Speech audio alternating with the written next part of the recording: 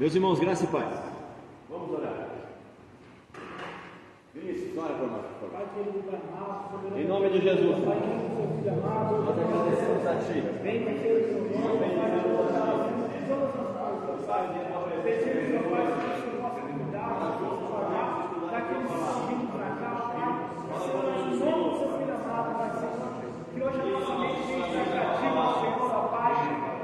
concede de graça essa sabedoria. Senhor, faça em nós, opere em nós, ó Pai, o Espírito Santo, Pai. que todos nós Te adoramos, possamos amém. sair entendidos, Que bem esclarecidos acerca da tua pessoa e transformada pela tua Em nome de Jesus. Aqui nós oramos a Ti. Em nome de Jesus. Em nome de Jesus.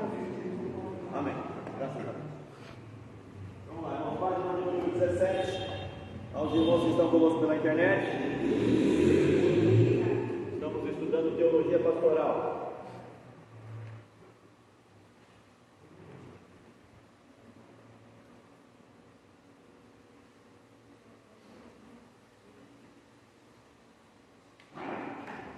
Estamos falando sobre o conhecimento do obreiro, treinamento do obreiro. Vamos lá. Se quiser desligar aí, pode desligar, tá? Fica à vontade aí. Esse daqui, se você quiser desligar para mim, ele faz muito barulho. Vamos lá. Na aula passada nós começamos falando sobre o caráter piedoso do obreiro, né? Falando sobre o caráter e começamos a falar sobre o conhecimento bíblico e teológico, né? Se eu não me engano, acho que a gente parou em habilidades ministeriais, né? Acho que é isso aí. É isso, né? Então vamos lá. Além do conhecimento bíblico e teológico que o obreiro tem que ter, nós precisamos ter consciência que o obreiro tem que ter habilidades ministeriais. Vamos lá. O que a pessoa deve ser capaz? A ideia de que os resultados intelectuais e o sucesso acadêmico nas salas da faculdade são equivalentes ao preparo completo para o ministério pastoral é obviamente uma ingenuidade. Tá? É uma ingenuidade. Por que é uma ingenuidade? Porque não é só um preparo intelectual. O preparo intelectual ele é uma parcela muito grande para o obreiro, porque assim sendo ele não vai cometer determinados erros doutrinários na hora de falar, não vai cometer determinados erros de interpretação na hora de fazer a interpretação e outras coisinhas mais que ele vai evitar quando ele tem o preparo teológico acadêmico. E lembrando, não é só porque as pessoas são treinadas teologicamente falando que elas não podem cometer erros, porque tem muita gente boa por aí treinada que fala muita besteira, né? Muita besteira. Eu acho que uma das coisas que a gente precisa acentuar de maneira muito forte é que no preparo do obreiro, no que diz respeito à sua vida ministerial de maneira geral, é necessário que ele seja bíblico. Certo? Todos os livros vocês podem comprar, podem ler, não tem problema nenhum. Mas a Bíblia sempre será um filtro. E é o filtro pelo qual a gente avalia tudo que está escrito para saber se está certo ou não.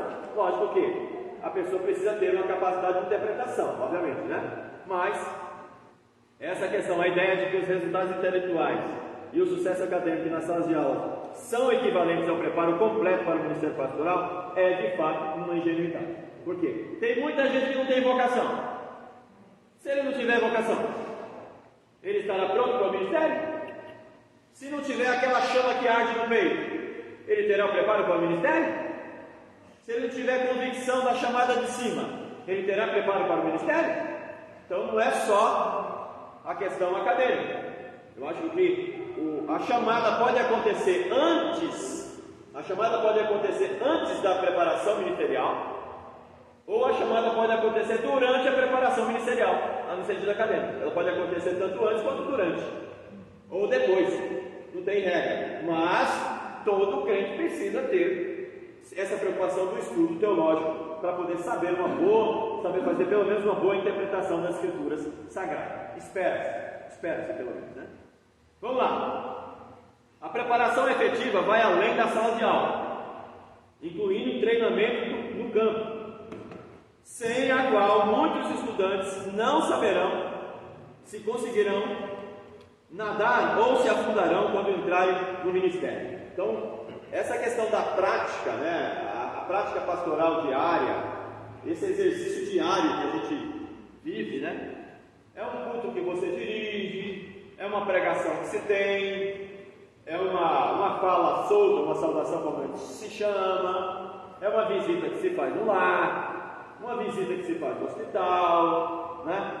Tudo isso gera experiência, né? Experiência para esse obreiro que vai entender o que de fato é ser um pastor ou ser um obreiro. Tudo pode acrescentar. Obviamente que quando a pessoa tem a vocação, tem a chamada, ela tem um olhar mais clínico para tudo isso, né? Ela já enxerga e procura tirar a lição em tudo que se ouve, em tudo que se vê, certo? Então, isso aqui é bastante importante. A preparação, ela vai além da sala de aula. Não é só aqui que o obreiro será preparado, ele será preparado também lá fora, e principalmente lá fora, porque é lá fora que ele vai colocar em prática tudo que ele aprendeu aqui, ou na igreja, né? Então tem que estar muito atento nesse sentido, senão erra bastante, tá?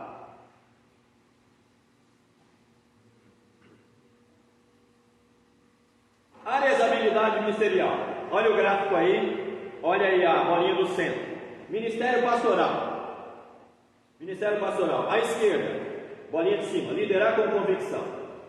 Nenhum obreiro, ou pastor, ou líder, deve liderar sem convicção. Tem que ter convicção do que está fazendo, tá? Convicção, a falta de convicção vai gerar nele insegurança. Ele ficará inseguro no que ele está fazendo. Vai falar no público, você vai falar inseguro? Vai fazer uma visita, vai fazer uma visita inseguro? Vai evangelizar alguém? Vai evangelizar inseguro? Então tem que ter convicção. Convicção do chamado e convicção do que se acredita. Porque tem muita gente que não acredita naquilo que crê. Como é que pode alguém não acreditar naquilo que crê? Pastor, mas se ele crê, ele já não acredita? Qual é o nível da crença dele? É uma crença superficial ou é uma crença que de fato possa gerar nele essa convicção geral de que de fato nada pode abalar? Depois será verdade. Então não pode abalar. Tem que ter convicção, tá? Do lado direito, ensinar com autoridade. Ensine com autoridade. Não titubeie. Como é que você prega e você não prega com convicção? Sabe aquelas pessoas? Então, não é? Eu acho que a gente precisa ter mais fé. Eu acho que a gente precisa entregar mais a nossa vida para Deus. Eu acho. Não tem eu acho. Para quem está no púlpito não tem eu acho. Eu acho é aqui, ó. Aqui você pode achar. Mas no púlpito tem achar não. Você tem que ter certeza. Tem que ter convicção. Tem que estar. Não pode titubear. Não pode balançar. Espada afiada. Cortante. Reta. Não pode vacilar. Tem que ensinar com autoridade. E normalmente quem ensina com autoridade é a pessoa que tem convicção. Ela acredita no que ela está falando. Eu acho. Então, aí você aperta a pessoa não tem convicção. Não adianta. Quanto tempo se constrói um professor? Quanto tempo demora para se construir um professor? Depende dele, depende da dedicação, o tanto quanto lê, o tanto quanto ora, o tanto quanto teme a Deus, mas não pode titubear na hora de ensinar. Estude bem, se prepare bem, qualifique-se bem, leia bastante, procure embasar biblicamente bem aquilo que você está falando. Não pode titubear. Você tem que ter convicção, tem que ter certeza. Não tem certeza? Vai buscar certeza. Vai ler. Mas eu não tenho material. Compre. Por isso que eu digo, tem que ter material. Quem ensina, tem que ter material de pesquisa. Não dá para pensar em alguém que ensina, não tem uma teologia sistemática. Ensina, não tem uma teologia sistemática. Ensina, não tem um dicionário. Ensina, não tem um comentário bíblico. Ensina, não tem uma Bíblia de estudo. Não tem um material de pesquisa. Tem que ter. Invista, não tem jeito. Mas é muito caro, pastor, é muito caro, mas você toma Coca-Cola todos os dias, não toma? É muito caro, mas você compra um sapato de R$200, não compra? De novo, meu conselho natalino para todo mundo e de Réveillon. Não gaste. Se você não tem essas coisas, não gaste com besteira de final de ano. Invista nisso. Invista. Porque é o melhor investimento que você faz. Tem muita gente que quer ser pregador, não tem um dicionário para ver uma definição da palavra. Quer ser pregador. Não tem uma Bíblia, não tem um comentário bíblico bom para poder fazer uma pesquisa para preparar uma mensagem. Vai ser aquele pregador raso. Sabe, tem os pregadores que ele tem um nome específico no púlpito, né? Aquele dali é a mulher de fluxo de sangue. Aquele dali é o Salmo 23. Aquele é o Salmo 91. Aquele dali é o Salmo 46, porque ele só prega o mesmo texto. Fala mesmo, é o mesmo testemunho toda hora. Tudo bem que Deus fez um milagre na sua vida, o milagre foi grande, mas você vai viver a vida inteira contando o mesmo testemunho? A vida inteira pregando a mesma mensagem? O povo cansa. Você não está sendo útil para o reino de Deus desse jeito. Invista de você, leia, pesquise. Não dá para nada. Se não tem, entrega o microfone para quem tem. Titubeou, está com dúvida, entrega o microfone para quem não tem. Se você não tem certeza, dá o microfone para quem tem. Entendeu? Não adianta. A igreja não merece isso. Por favor. Na área secular, todo mundo se prepara para o que vai fazer. Todo mundo se prepara. Na área secular, eu assisti uma série agora chamada 1899, de ficção, e assistindo o make-off, pelo amor de Deus, mas como eles gastam demais, é muito preparo, é tecnologia, eles, para o diabo, para o mundo, se faz tantos esforços, para Deus não se faz esforço nenhum. Abre bem a tua boca, abre o bocão para esperar cair do céu, vai entrar música, vai se engasgar ainda. Diga.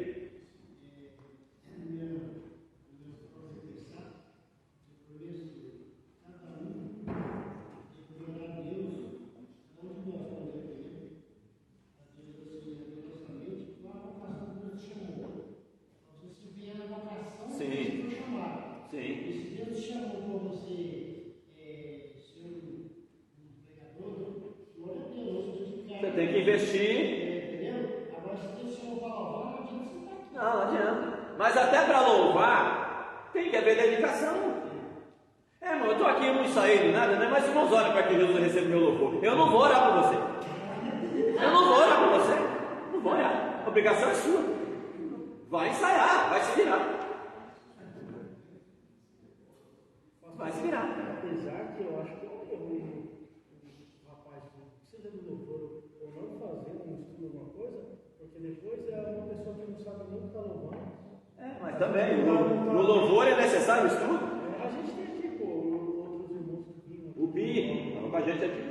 O ano que vem a gente vai ver se consegue encaixar pastor Osni para dar teologia musical para vocês também, para vocês entenderem a teologia na música. Porque tem muita teologia ruim nessas músicas que cantam. Então tem que melhorar a situação. Diga. Diga. Presta atenção. Estou prestando. Se o camarada não tiver unção, jejum e oração. Só unção. Só unção. Jejum e oração.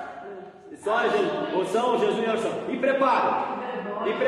Ensaiar. Vem de casa, não ensaiou nada. Mas eu não ensaiei, né? Mas vou cantar aqui para Jesus. Jesus merece uma mão no final de feira. Jesus merece o que não presta. É sempre o que não presta. Jesus merece só o que não presta, né? Só isso. Deus deu o melhor que Ele tinha no céu e a gente dá o que não presta. Para com isso. Nós vamos começar a fazer apelo em sala de aula. Ainda bem que vocês chegaram depois que a gente tirou a água. Senão a gente ia fazer a aula e batismo hoje. Fazer aula e batismo. Diga.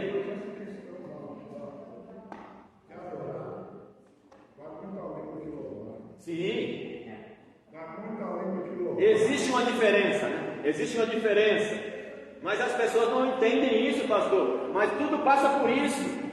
Todos os levitas que normalmente se dedicavam à música, todos eles eram preparados, capacitados. Não eram gente que não sabia as coisas.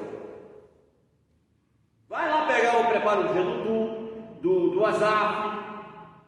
Vai pegar de Coré, vai pegar a família. Todos eles já vêm preparados, são pessoas capacitadas. Davi, Salomão, eu vou dar teologia poética para vocês no ano que vem. Vocês vão ver o que é teologia poética e sapiencial na Bíblia. Lado esquerdo, na parte de baixo, pregar com paixão. Além de ter essa autoridade, pregar com paixão, com desejo ardente, como se fosse a última mensagem que estivesse pregando. Poxa, o pregador que não sente o coração arder com a mensagem que ele vai pregar antes dele pregar, poxa, está alguma coisa errada. Às vezes eu estou preparando a mensagem em casa, Deus está me dando inspiração, eu às vezes sozinho já estou chorando, né? Não é nem joelho, às vezes sentado na mesa já estou chorando, recebendo a inspiração, a palavra já está ardendo na alma. Tem que ter paixão, tem que colocar o coração ali também, não é só o intelecto, não é só falar bonitinho, explicadinho, tem que colocar paixão na mensagem, tem que gerar isso, senão o negócio não acontece. Ô Igor, pega essa apostila aqui e entrega para o pastor Roberto. Só apostila, pastor.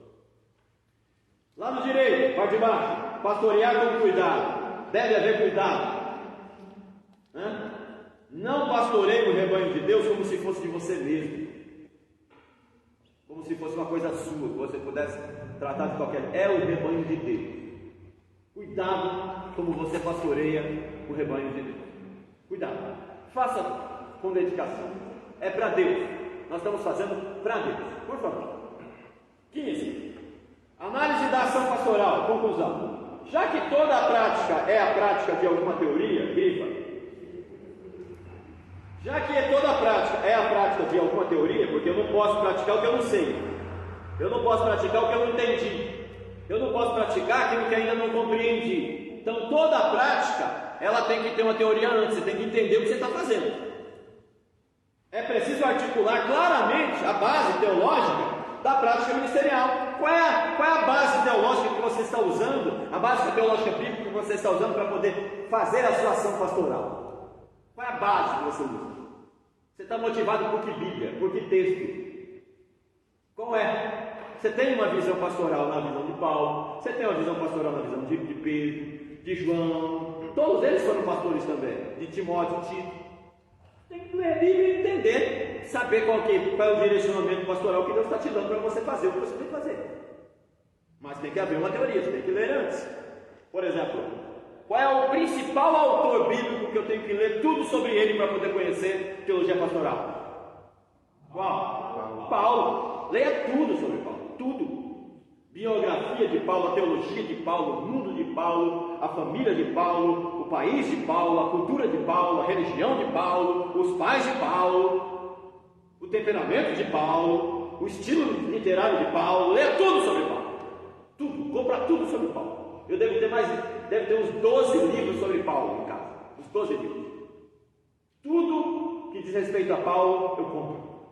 Porque Paulo é o autor principal e é ele que trabalha muito a questão pastoral. Então, quanto mais você puder conhecer Paulo, mais você vai conhecer o homem a quem é atribuído o fundador do cristianismo. Paulo, ele é visto hoje, no sentido secular da palavra, como fundador do cristianismo. Não entendi. Sim, Pedro foi, mas Pedro não foi pastor como Paulo, né? Paulo teve uma visão um pouco mais ampla da coisa, né? Mais ampla. Mas Pedro também foi um grande homem de Deus. Tem aí livros, aí uma coleção do Ciro Sanches aqui, ó. Vai trabalhar Pedro, vai trabalhar Estevão, Barnabé. Quem conhece Barnabé? Aí, ó, livro sobre Barnabé. Quem estava aquele dia lá no hotel, mãe? Livro sobre Barnabé. Temos que entender Barnabé. Sem Barnabé não tem Paulo. Sem Paulo não tem Timóteo, Tito. Ó, uma escadinha. Por isso, uma filosofia bíblica do ministério pastoral é essencial àqueles que servem a igreja. Nesse caso, temos outra questão importante. Nesse tempo de profissionalização ministerial, é necessária uma filosofia de ministério que reflita as demandas, as necessidades bíblicas do serviço cristão, para estabelecer a base adequada pela qual o ministro e o povo de Deus saberão de forma clara a que tarefa a que eles foram chamados por Deus e separados pela igreja. Então tem que tomar cuidado. O pastor pode agir como profissional dentro da igreja? Pode, no sentido de administração, pode. Como eu falei para o Daniel, eu fiz administração. Isso serve para o ministério pastoral, é proveitoso também. A questão de ética, a questão de liderança, qualquer coisa que você faz que diz respeito à gestão, liderança, economia, recursos humanos, serve na ação pastoral. Só que isso não substitui a questão do conhecimento bíblico e teológico para você ser pastor. Tem que tomar cuidado para não confundir as coisas. Tá? Uma coisa não substitui a outra, mas ajuda. Então cuidado com essa questão da profissionalização. Pastor não é um profissional, ele é um homem de Deus. Ele é um homem que foi chamado para cuidar de vidas, de almas. Ele recebe salário? Recebe, amém, glória a Deus por isso. Mas ele não é um profissional. Ele não recebe para ser um profissional. Ele recebe porque a Bíblia diz que não atarás a boca do boi que debulha. Digno é o obreiro do seu salário. Mas ele tem que fazer com paixão, tem que fazer com amor. Qual é o horário que o pastor tem que trabalhar? A hora que precisar. A hora que precisar. Não é horário do culto? Não. Não quer horário. Madrugada, 3 horas da manhã, 5 horas da manhã, a hora que se o membro gritar lá e você vê que de fato tem necessidade disso, você tem que ir. O pastor não tem esse negócio. Não tem bate cartão para entrar, bate cartão para sair. Não tem jornada de trabalho, CLT. Tem férias, eu defendo que o pastor tem que tirar férias. O pastor tem que descansar também, porque ele é gente. Deixa o segundo lá. Mas se eu sair de lá não vai dar certo. Você não é onipresente, você não é onisciente, você não é onipotente. Você é ser humano. Se tiver que deixar na mão do segundo, terceiro, uma hora, deixa. Dê o que der. Quando chegar, você conserta o que não deu certo. Mas descanse. Não se mate também, porque você é ser humano. Família, em primeiro lugar. Não consigo entender um pastor que não cuide bem de família. Obreiro que não cuida bem de família. Não tem, para mim não é pastor que não cuida bem de família. Quem não cuida bem de família não pode nem pregar. Tem um texto bíblico, mesmo que tenhamos adolescentes aqui, é bom que eles ouçam. Tem um texto bíblico que se uma mulher negar um relacionamento sexual para o seu marido, sem justificativa nenhuma, nem as suas orações é respondida. E o marido também. Se o marido negar uma relação sexual para sua esposa sem um motivo justo, ele não vai pastorear direito. Não adianta nem querer vir para o púlpito pregar. Sua oração não será respondida, porque um é do outro, agora é um corpo só. Tem que haver equilíbrio, tem que haver decência, tem que haver equilíbrio na família. Pode dar prejuízo para o ministério. Quantos pastores não se arrebentam porque a família não vai bem? Porque a família não está de pé? Porque o relacionamento em casa com a esposa não vai bem? Como é que, mesmo você sendo pastor, você tem que ser pastor na sua casa primeiro?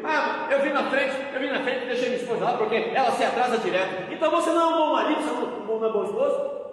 Porque se você não consegue administrar bem a sua casa, como é que você vai fazer o pessoal chegar na hora aqui, se você não consegue nem fazer a sua família chegar na hora? Administre bem o tempo. Se começa às 7 horas, já começa a cutucar bem.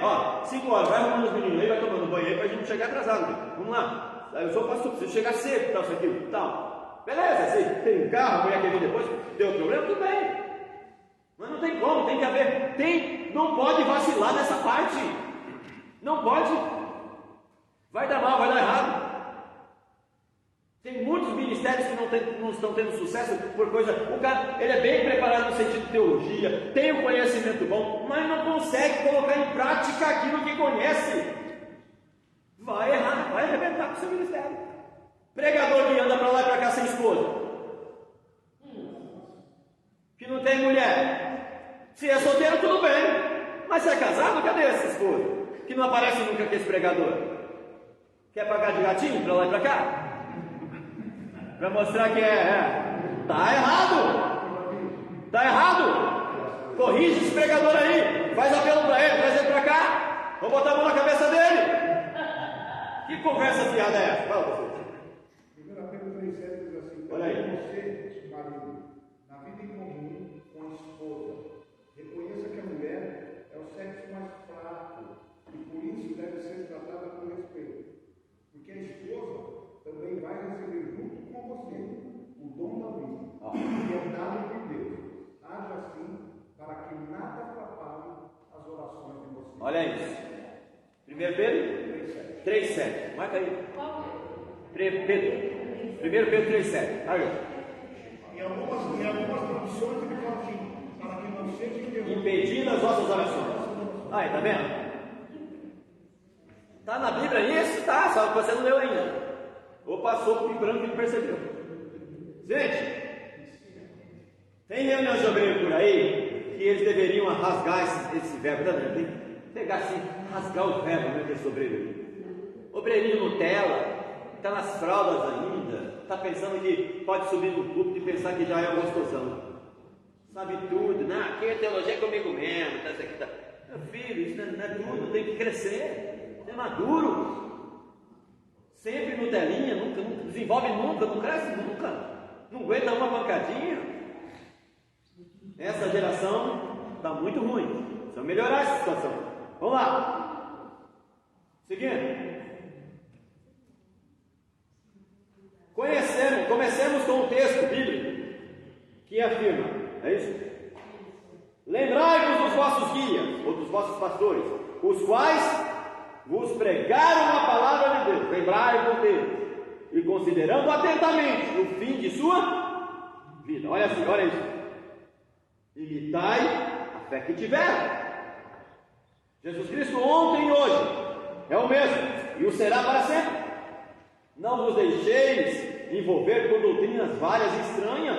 Sabe o obreirinho que fica ouvindo essas doutrininhas meio atravessadas por aí? Ele ouve e fica. Esses dias vi de um amigo meu aí, de um obreirinho aí que está imitando Ezequiel Pires. Alguém conhece o pastor Ezequiel Pires? Esse negócio de ficar prendendo a mão. Aqui é o poder de Deus. Você vai segurar a sua mão agora e você não vai soltar. E a mãozinha fica grudada. Olha só, é o poder de Deus. O poder de Deus o quê? Deixa de ser besta? Isso é coisa de gente besta?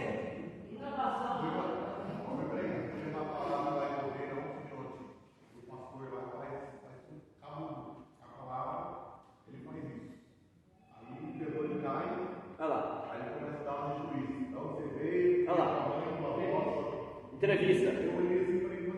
Onde está isso? Mostra para mim o que você faz lá no terreiro. Eu falei, eu não quero fazer nada. Olha lá. Aí. É isso que o povo precisa? É dessas coisas que o povo precisa? Mas aí que está, é pastor que não amadureceu ainda, é menino. Não cresceu na fé. Não tem falta bíblia, gente. Todo obreiro deveria pelo menos colocar a obrigação. Coloca na sua agenda aí, vai. Para o ano que vem, leia a Bíblia todinha, pelo menos uma vez. Não dá para admitir um obreiro, um pastor, um líder que não lute para ler pelo menos a Bíblia uma vez todinha na vida. Mas é muita coisa, pastor. E qual o problema? É o livro de Deus, é a palavra de Deus.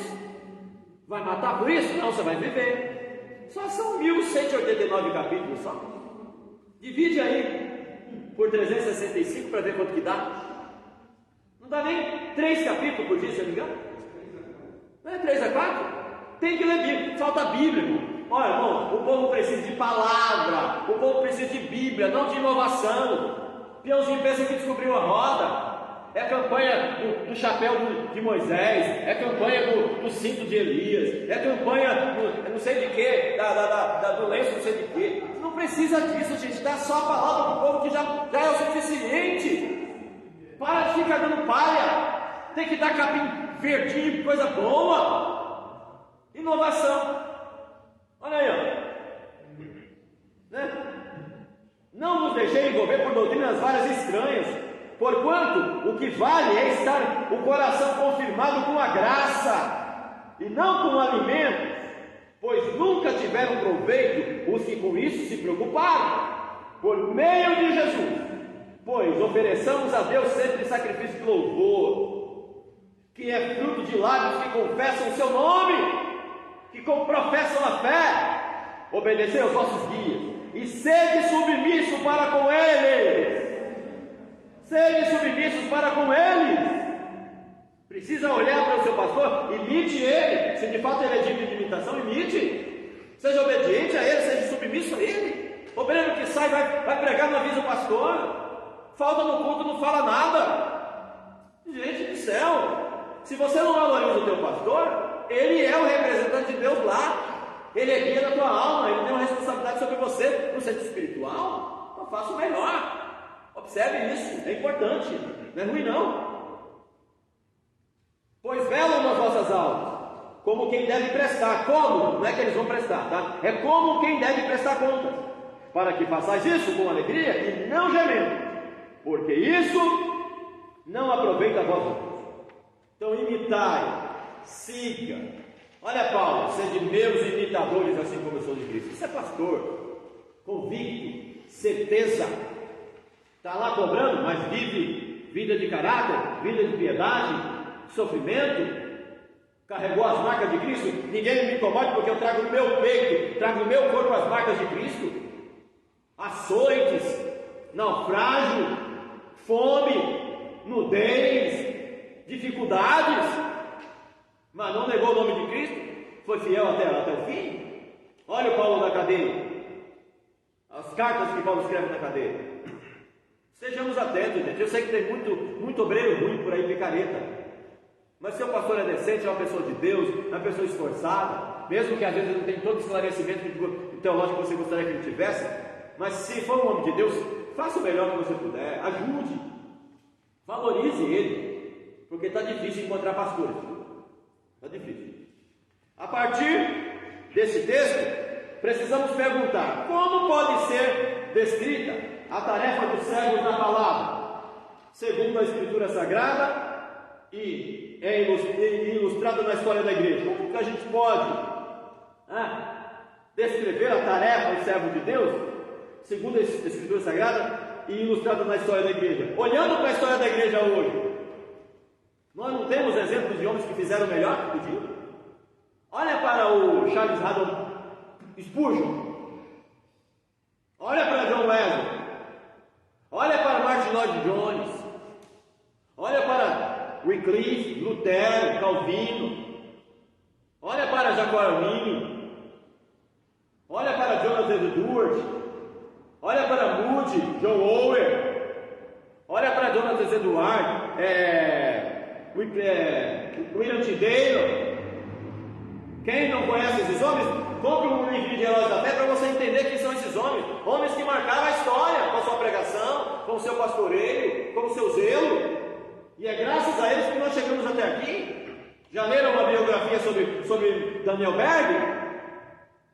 Já leram a biografia sobre Gunnar Wing? Para entender quem foram os líderes do pentecostalismo no Brasil, os homens que deram a sua vida pelo pentecostalismo no Brasil?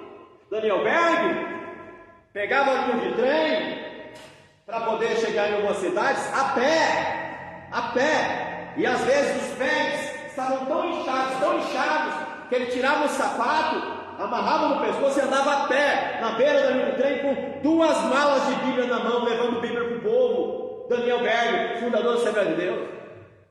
Daniel Berg era o homem que trabalhava mais, e Gunnar Wing era o homem que estudava, porque precisava estudar a língua portuguesa para poder entender o povo e tal, e Daniel Berg era aquele que trabalhava, lutava tudo. Leia alguma coisa sobre o que esses homens fizeram.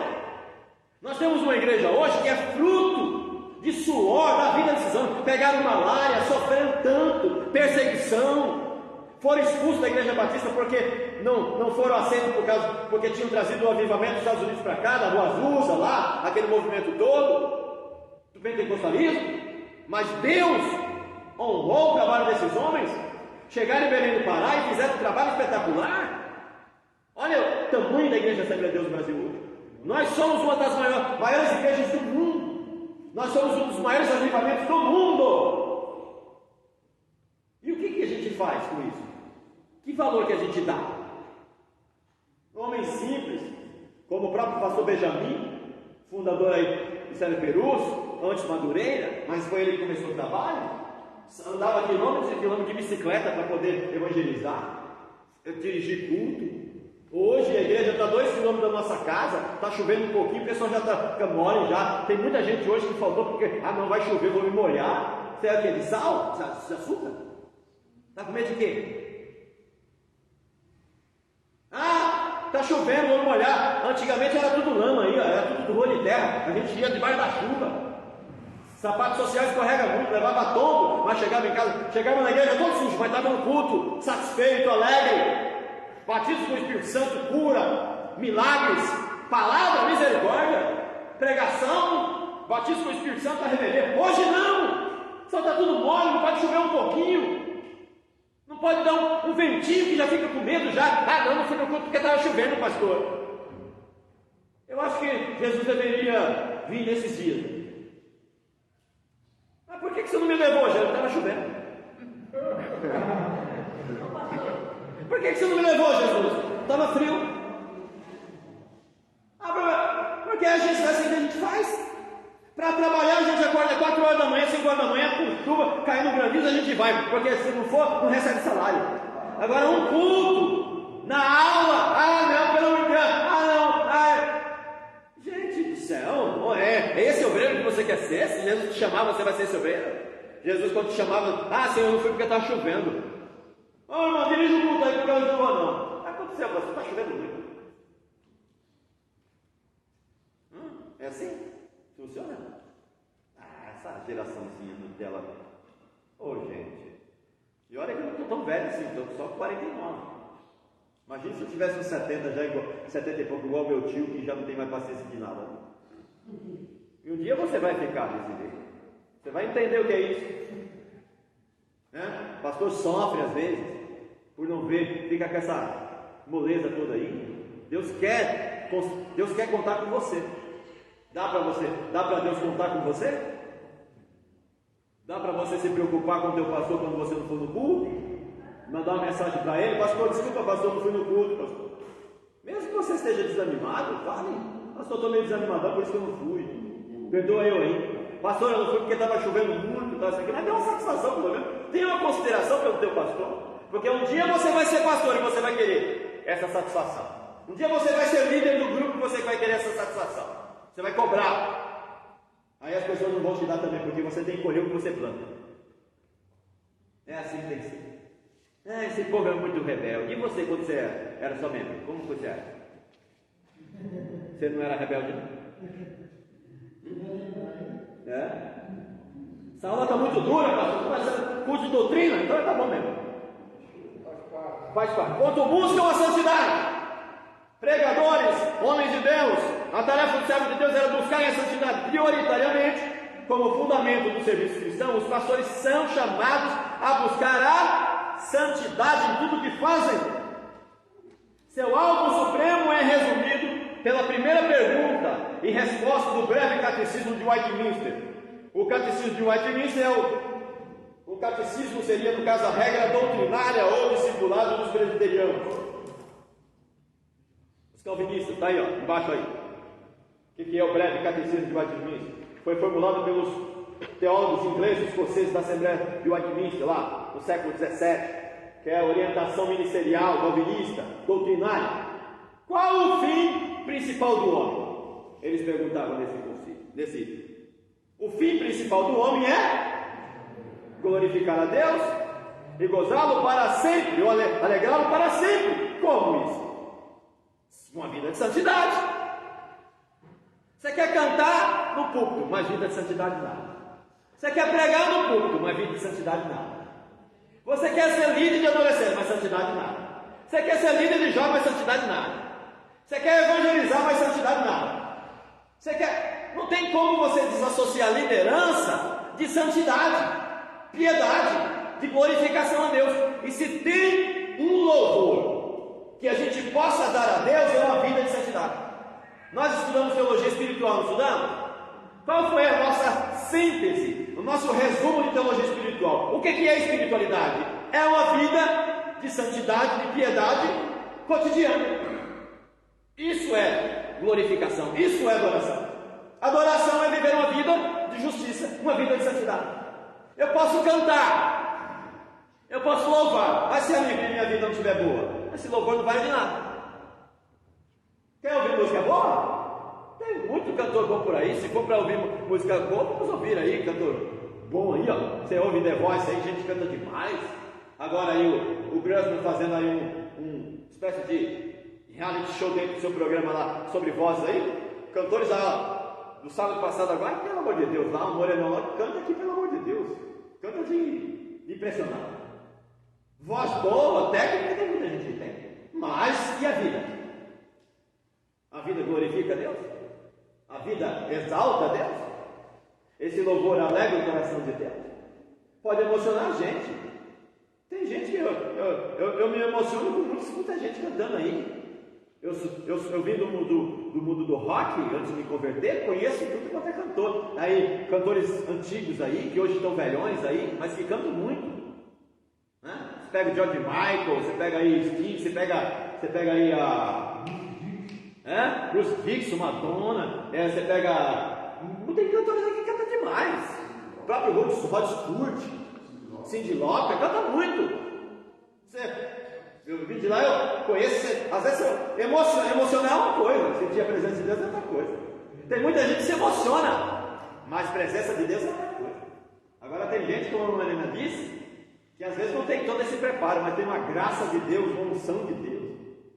Se você, minha irmã, lembra da irmã Mariazinha, que cantava os hinos da Lauriette, do Belém? Pelo amor de Deus, pastor Severino Faustino, pai do pastor Dário, congregou no Perus, Belém, homem de Deus.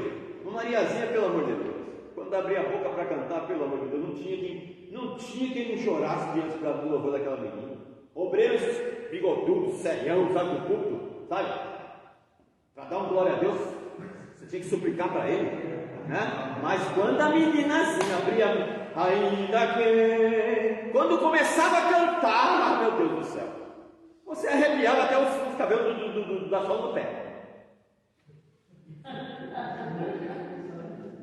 Cantava demais. E não era só cantar, louvava com uma alma. Parecia um anjo cantando. Você sentia muito, a lágrima descia mesmo, o batismo com o Espírito Santo acontecia. Mas por que isso acontece? Vida de santidade, vida de justiça, seguir a paz e a santificação, sem a qual ninguém verá Deus. A vida pastoral, a vida de liderança, a vida daqueles que estão na frente de um grupo, tem que haver essa preocupação, porque a de você é cobrado muito mais do que dos outros. Não vou dizer que ninguém aqui possa, mas eu não sou perfeito, pastor. Todos nós erramos, mas isso não quer dizer que a gente tem que errar sempre. Lute, batalhe. Tem livros escritos aí sobre santidade, o assunto santidade na Bíblia é um assunto que está escrito por muita gente. Santidade na visão paulina, santidade na visão de Pedro, santidade na visão de João, santidade na visão de Tiago. Então, misericórdia, se você ler Tiago, santidade para Tiago é duro demais. O fim principal do homem é glorificar a Deus e alegrá-lo para sempre. Com esse grande alvo, os verdadeiros pastores guiarão suas congregações olha que coisa, pastorear pelo exemplo, pastor, olha que coisa linda. Que tipo de pastor que você é? Que pastoreia só pelo gogó ou pelo exemplo? Faz um hashtag aí, coloca lá no Facebook, lá para provocar o povo. O verdadeiro pastoreio se dá pelo exemplo e não pela fala. Mas não vai ser perfeita. Eu também vou errar. Mas o pastoreio pelo exemplo é você olhar e você pode seguir. Pode olhar e seguir, que você vai encontrar um exemplo, você vai encontrar um referencial. Olha que coisa linda. Fala, Daniel. Olha aí, ouve aí. Olha o anjo falando. Até quando o assunto na gestão, de que forma as pessoas tratam a sua tomada de decisão, principalmente pastor, líderes, mas eu pego algo para mim, até mesmo quando não é bom, porque o maior exemplo também que você tem para se não errar é ver os outros errar. Escuta aí, Marina, olha o anjo passando lá. Passou com a bandeja pertinho do senhor, você não viu e foi embora. Vai lá. O anjo passou pertinho da senhora com a bandeja na mão, com coisa boa, a senhora estava dormindo no ponto, o anjo já foi embora. Eu não toco a minha vez. Já foi, o anjo já foi embora. Só ficou sem nada. Fala, Daniel. Estou dizendo que a questão da liderança em si, da gestão assim, na sua tomada de decisão, independente se o pastor ou o líder ele for bom no sentido de agregar ou também ruim, é bom que você se tire exemplo por tudo, até mesmo nas decisões.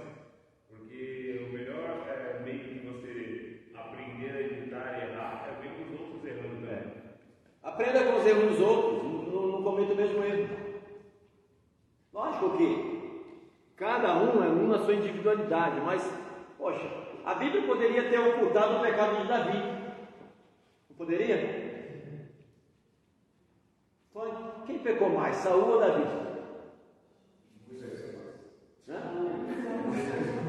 Moisés. Moisés fez o quê? Estava errado. Fosse eu também matava. Se fosse eu também matava. Quer me seguir? Quer me seguir? Quer ir pelo meu exemplo? Eu também matava. Eu acho que ele até foi até complacente, foi até paciente. Fala.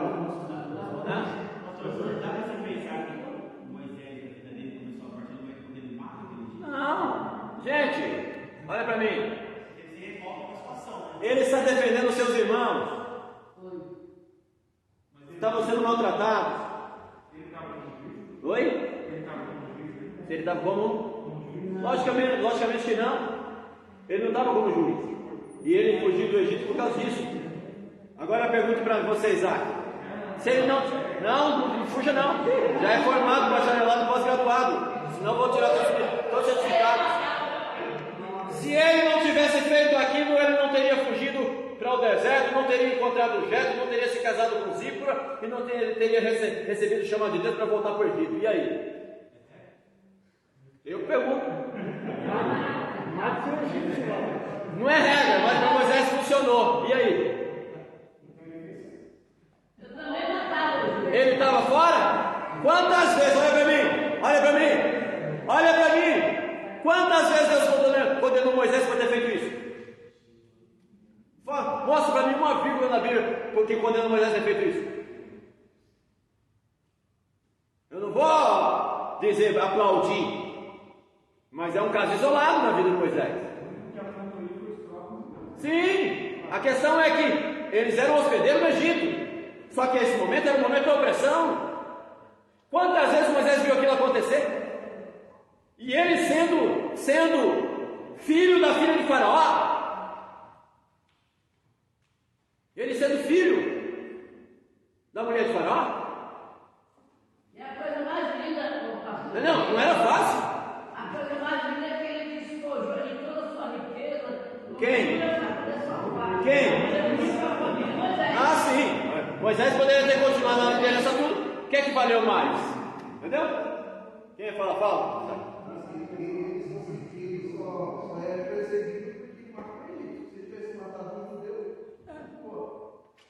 Quantos judeus? Agora, não estou querendo aqui pegar um caso isolado. É pastoreio. Agora olha para mim. Foi esse Moisés que Deus chamou para liderar o seu povo, pastoreá-lo no Egito durante 40 anos. Quem de vocês faria Moisés melhor do que Moisés fez? Melhor não. Então, aí é fácil olhar Moisés matando o egípcio? Não, mas eu não estou acusando Moisés. Não. Eu li a Bíblia. Mas tudo bem, vamos lá. É culpa do Carlinhos. Vamos lá. Não vai matar ninguém não, hein? Vocês vão falar que foi eu. Na busca pela glória, a situação era outra, a realidade era outra. Vamos lá. Na busca pela glória de Deus e pela plena alegria nele. Pastorei pelo exemplo, guie a congregação pelo exemplo, na busca pela glória de Deus e pela alegria nele.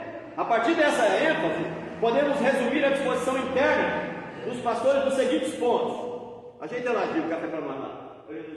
Não vamos atrás. Pelos seguintes pontos. Primeiro, os ministros cristãos devem depender do Espírito Santo. Grifa isso aí. Olha para mim, se vocês não leem uma teologia do Espírito Santo, leiam um livro sobre a teologia do Espírito Santo, sobre a dependência do Espírito Santo, sobre o quanto o Espírito Santo tem que estar atuante no teu ministério. Por isso, conhecer uma boa teologia pastoral, um exemplo de John Wesley, um exemplo desses grandes homens de Deus que foram pastores, vocês vão entender o que era depender do Espírito Santo para poder fazer o que tinha que ser feito. Eu duvido que Paulo conseguiria fazer o que ele fez se não fosse o Espírito Santo na vida de Paulo.